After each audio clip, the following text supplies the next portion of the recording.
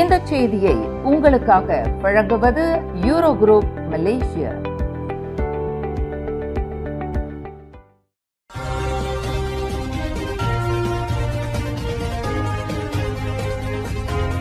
வணக்கம். திசைகளின் 5 மணி செய்திகள்.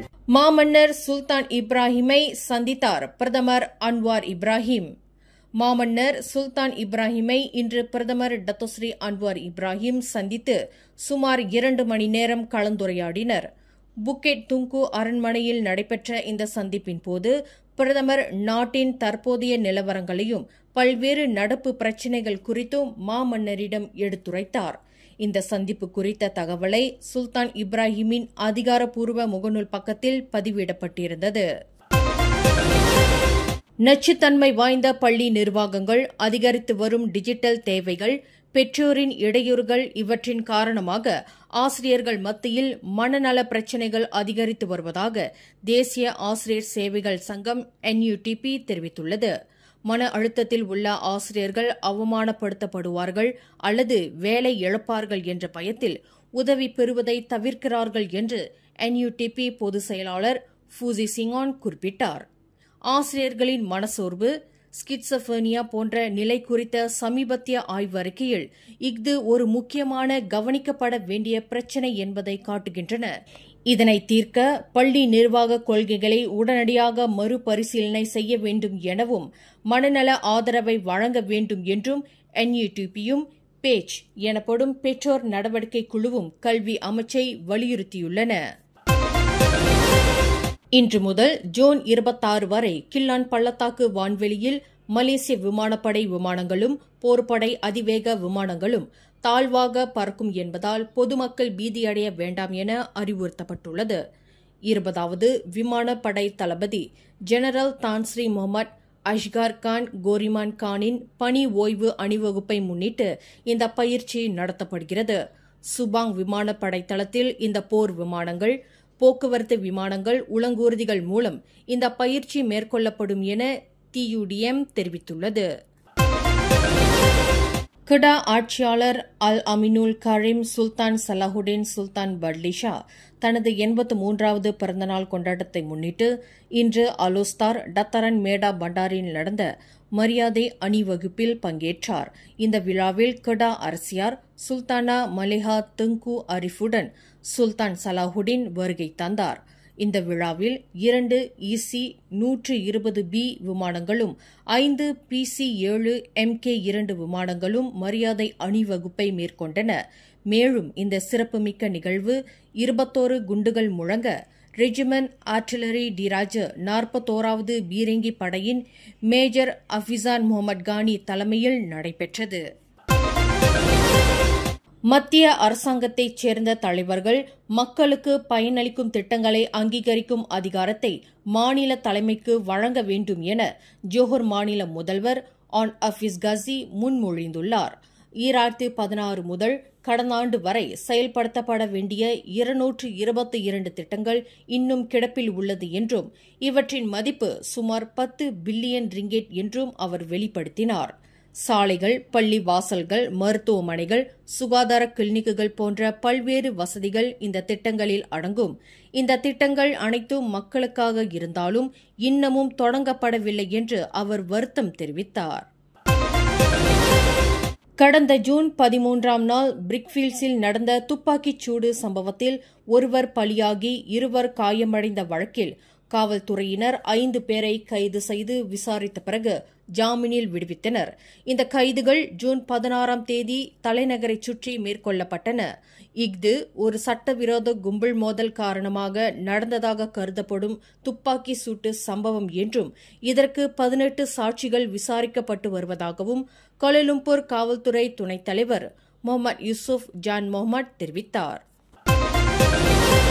பெட்ரோல் இருந்துச்சு அந்த காடியில், லீக் பண்ணிக்கிட்டது அதை நம்ம கவனிக்கல சரியா. ஏன்னா அது பாடியெலாம் கொஞ்சம் பேர்ன் ஆச்சு.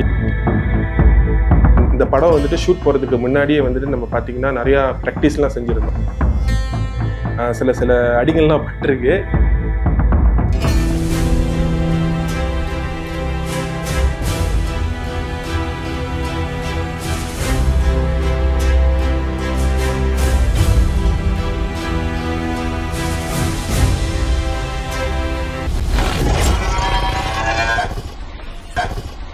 எல்லாருக்கும் வணக்கம். என்னோட பேர் ஜோஷ்வா சசிகுமார். ஸோ நீங்கள் பார்த்தீங்கன்னா சேஜ் ஹீரோஸ்னு வந்து ஒரு டீம் இருக்குது. அதில் ஒன் ஆஃப் த மெம்பர் நான். ஸோ கோவிட்க்கு அப்புறம் காலகட்டத்தில் வந்து நம்ம ஸ்கிட்ஸ் வீடியோ பண்ணலாம், காமெடி ஸ்கிட்ஸ் வீடியோஸ் அந்த மாதிரிலாம் செய்யலாம்னு சொல்லி ஒரு ஐடியா இருக்கும்போது நம்ம வந்து இந்த சேஜ் ஹீரோஸ்னு ஒரு டீம் நம்ம திறந்தோம். ஸோ அந்த காலகட்டத்தில் வந்து நம்ம ஷார்ட் ஃபிலிம்ஸ், பைலட் மூவிஸ் இந்த மாதிரிலாம் வந்து நம்ம செஞ்சுக்கிட்டு இருந்தோம். ஸோ நம்மளோட டைரக்டர் வந்து விஜய் கணேஷ் அவங்க பார்த்தீங்கன்னா அவங்ககிட்ட ஏற்கனவே இந்த கதை வந்து ரொம்ப வருஷமாகவே வந்து வச்சிருந்தாரு. ஸோ அதை டெவலப் பண்ணும்போது சிவாங்கிற ஒரு கேரக்டர் இதில் இருக்குது அண்ட் அவர் வந்து ஒரு செஃப் அப்படின்னு நினைக்கும் போது நான் அதில் இருந்தால் நல்லாயிருக்கும் அப்படின்னு சொல்லிட்டு ஸ்க்ரீன் டெஸ்ட்லாம் பண்ணிவிட்டு அதுக்கப்புறம் ப்ராக்டிஸ்லாம் பண்ணி ஓகே ஸோ ரெடியாக இருக்குது அப்படின்னு சொல்லி ஆரம்பிக்கும் போது தான் இந்த மிருகசீரிஷம்.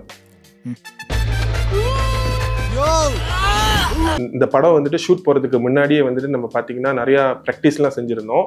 இன் டர்ம்ஸ் ஆஃப் ஸ்கிரிப்ட் ரீடிங்காக இருக்கட்டும், கேமராமேனுக்கு ஆக்டிங் இருக்கட்டும். ஸோ இது எல்லாமே விஜய் கணேஷ் நிறையா வந்து இன்புட் கொடுத்து மோல்ட் பண்ணது தான் இந்த சிவாங்கிற கேரக்டர். ஸோ இப்படி தான் இந்த மிருகசீரிஷமில் சிவா செஃப் கேரக்டர் உருவானது. உங்களை விட பெரிய சாமியாரை கூட்டி வந்து ஓட்ட போகிறோமா ப்ரோ? ஸோ என்னோட அனுபவம் இந்த படத்தில் பார்த்தீங்கன்னா இந்த படத்தில் வந்து ஷூட்ஸ் வந்து டோட்டலாகவே வந்து ஒரு 45 days கிட்ட போணுச்சு. அண்ட் ஆல்மோஸ்ட் 45 days வந்து என்னோட கேரக்டர் இந்த படத்தில் ட்ராவல் ஆகும். அண்ட் மெயின்லி நீங்கள் பார்த்தீங்கன்னா இந்த கேரக்டர் வந்து செஃப்பாக இருந்தால் கூட since is a horror movie, இதில் நிறையா வந்து சேலஞ்சஸ் இன் டர்ம்ஸ் ஆஃப் அந்த ஹாரர் எலிமெண்ட்ஸ்லாம் வரும்போது, அதாவது பேய் அட்டாக் பண்ணுறதா இருக்கட்டும் அண்ட் அந்த எலிமெண்ட்ஸ் சரௌண்டிங் அது வந்து பாதிக்கிறதா இருக்கட்டும், இது எல்லாமே வந்து த்ரூ அவுட் த மூவி இருக்கும்.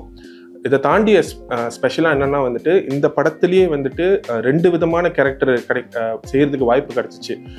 ஒன்று வந்து ஒரு காமெடி குவிக்கியான ஒரு ஒரு ஒரு பர்சன், அவர் வந்து கொஞ்சம் அந்த மிஸ்டர் பீன், ஜிம் கேரி இந்த மாதிரியான ஒரு தோட்டத்தில் இருப்பார்.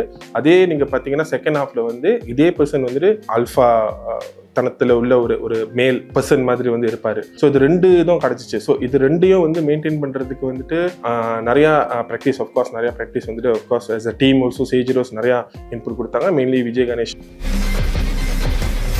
ஸோ மெயினாக சொல்லணும்னா சீன் படி பார்த்தா இந்த கேரக்டருக்கு வந்து நிறையா டிஸ்டர்பன்ஸ்லாம் வரும். ஸோ அப்போ வரும்போது வந்து ஷூட்டிங் டைமில் வந்து என்னென்னா அது மேக்கிங்கில் வந்து சில அடிங்கள்லாம் பட்டிருக்கு. எப்படின்னா வந்து அல்மாரிலாம் வந்து மேலே உழுவுற டைம்லலாம் இருக்கும். ஸோ அதெல்லாம் அதை வந்து நம்ம அவாய்ட் பண்ணுற டைமில் வந்து அடிபட்டிருக்கு. ஸோ அதெல்லாம் வந்து one of the thing challenges தான் இருந்துச்சு. ரெண்டாவது வந்துட்டு ஒரு சீன் இருக்கும், அது காடிக்குள்ளே மாட்டிக்கணும்.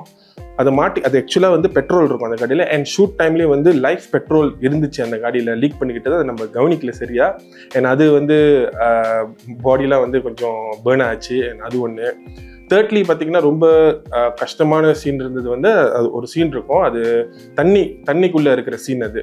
ஸோ அது ஷூட்டிங்கில் எடுத்து பார்த்தீங்கன்னா வந்து அது ஒரு கிட்டத்தட்ட ஒரு 15 அடி ஆழமான ஒரு தண்ணி இருக்கும். ஸோ அதுக்குள்ளே வந்து நம்ம வந்து பெர்ஃபார்ம் பண்ணணும், ஸோ நடிக்கணும், தென் மூச்சு அது எல்லாமே. ஆஃப்கோர்ஸ் அங்கே வந்து நம்மளுக்கு வந்து ஒரு டீம் இருந்தாங்க நம்மளை பாதுகாத்துக்கிறதுக்கு. பட் அது கொஞ்சம் சேலஞ்சிங்காக இருந்துச்சு in terms of acting and also performance. So as you all know 19 June வந்து இந்த படம் ரிலீஸ் ஆச்சு. ஸோ இப்போ எல்லா திரையரங்கத்திலையும் வந்து இந்த படம் ஓடிக்கிட்டு இருக்கு. ஸோ FST as in நிறுவனம் வந்து இந்த படத்தில் ப்ரொடியூஸ் பண்ணியிருக்காங்க. மெயின்லி என்னென்னா வந்து இந்த சவுண்ட் வந்து டால்பி அட்மாஸில் வந்து நம்ம செஞ்சுருக்கோம். ஸோ ஒரு ஹாரர் மூவிக்கு வந்துட்டு இந்த சவுண்ட் எலிமெண்ட் வந்து ரொம்ப எக்ஸ்ட்ரா எலிமெண்ட்ஸ் நான் நினைக்கிறேன். இது வந்து தேட்ரிக்கலாக பார்த்தா வந்து உங்களுக்கு வந்து ஒரு எக்ஸ்பீரியன்ஸ் கிடைக்கும் ஒன்று. ரெண்டாவது வந்துட்டு of course we have tried our best to make sure that entertainment எலிமெண்ட்டாக வந்து இந்த படத்தில் இருக்கணும்னு. ஸோ நிறைய ரிவ்யூஸ்லாம் வந்து நம்மளுக்கு கிடச்சிக்கிட்டு இருக்கு. பட் அது வந்து உங்கள் கையில் தான் இருக்குது. இப்போது நீங்கள் அது தேட்டரில் போய் பார்த்துட்டு நீங்களே அதை எக்ஸ்பீரியன்ஸ் பண்ணிவிட்டு நீங்கள் சொல்லுங்கள் இந்த படம் வந்துட்டு எப்படி வந்து டர்ன் அவுட் ஆகிருக்குன்னு. ஆஃப்கோர்ஸ் உங்களுக்கு வந்துட்டு horror, comedy and also mystery, இந்த படத்தில் ஒரு மிஸ்ட்ரி இருக்குது. அதை தாண்டி வந்து ஒரு லவ் போர்ஷன் இருக்குது. அது வந்து உங்களுக்கு கண்டிப்பாக வந்து கொனைக்க ஆகக்கூடிய ஒரு சம்பவமாக இருக்கும். ஸோ நீங்கள் கண்டிப்பாக அது வந்து தேட்டரில் வந்துட்டு ஃபேமிலியோட வந்து போய் பாருங்கள். தேங்க்யூ.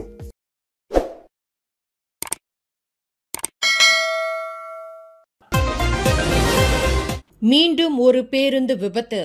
நேற்று இரவு 7:45 மணியளவில் கந்திங் பந்தோங் சாலை 12வது கிலோமீட்டரில் ஒரு சுற்றுலா பேருந்து கட்டுப்பாட்டை இழந்து தடுப்பு சுவரில் மோதியதில் ஓட்டுநரும் 2 பயணிகள் காயமடைந்தனர். 25 பயணிகளுடன் கந்திங் மலைகளில் இருந்து ஸ்லாங்கூர் சிர்டாங் நகரை நோக்கி பேருந்து சென்று கொண்டிருந்த போது இந்த துயர சம்பவம் நடந்ததாக பந்தோங் காவல்துறை தலைவர் ஜைஹாம் முகமது கஹார் தெரிவித்தார். காயமடைந்த மூவரும் புந்தோங் மருத்துவமனைக்கு சிகிச்சைக்காக அனுப்பப்பட்டனர். மற்ற பயணிகள் பாதுகாப்பாக இருந்தனர் என்றார். புதிய காவல்துறை தலைவர் டத்தோஸ்ரீ முகமது காலித் இஸ்மாயிலை அரசியல் கட்சியுடன் தொடர்பு படுத்தும் தகவல் இணையத்தில் பரவியது அவதூறு என்று தகவல் தொடர்பு அமைச்சர் டத்தோஃபாமி ஃபசில் தெரிவித்துள்ளார். இதில் தவறான தகவல்கள் இருந்ததாகவும் காலித் இஸ்மாயில் எந்த அரசியல் கட்சி நிகழ்வுகளிலும் கலந்து கொண்டதில்லை என்றும் அவர் கூறினார். இத்தகைய பிரச்சினைகளை கையாள்வதில் மலேசிய ஊடக மன்றத்தின் முக்கியத்துவத்தையும் ஃபாமி வலியுறுத்தினார். மேலும் செய்திகளை தெரிந்து கொள்ள கீழே இருக்கும் பெல் பட்டனை அழுத்துங்கள். உங்கள் மகிழ்ச்சியை வெளிப்படுத்த லைக் மற்றும் ஷேர் செய்யுங்கள். தொடர்ந்து திசைகளோடு இணைந்திருக்க சப்ஸ்கிரைப் செய்யுங்கள்.